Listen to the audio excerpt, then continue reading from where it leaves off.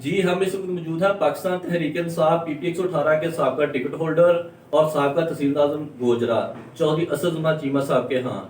Supreme court of Pakistan نے جو election کا شیڈول اناؤنس کیا ہے، اس کے بعد پاکستان کی جو معاشی اور سیاسی صورتحال ہے، اس کے بارے میں ان سے گفتگو کرتے ہیں۔ بسم اللہ الرحمن الرحیم۔ گزارش یہ کروں گا کہ دیکھیں جو اس ٹائم ملک کے حالات ہیں، جو پچھلے 8-9 مہینوں میں یہ مسلم لیگ نون کی گورنمنٹ نے پاکستانی عوام کے ساتھ کیا ہے، تو اب ایک ہی چیز رہ جاتی ہے جو خان صاحب کا ویژن ہے کہ الیکشن فل فار الیکشن۔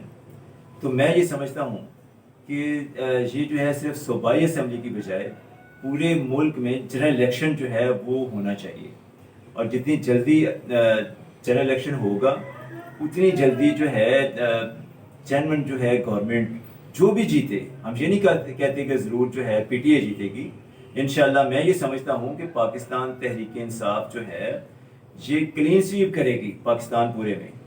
اس کے باوجود ہم یہ کہتے ہیں کہ صاف اور شفاف الیکشن جو ہے وہ ملکی حالات کے لیے اور خاص کر پاکستانی معیشت کے لیے جو ہے وہ انتہائی ناگزیر ہے۔ تو میں تو یہ جو ہے دوبارہ میری یہ گزارش ہوگی کہ الیکشن ہی جو ہے وہ معیشت کے لیے بھی اور پاکستانی قوم کے لیے بھی سب سے اہم ہے۔ تو بہت شکریہ، بہت مہربانی۔ جی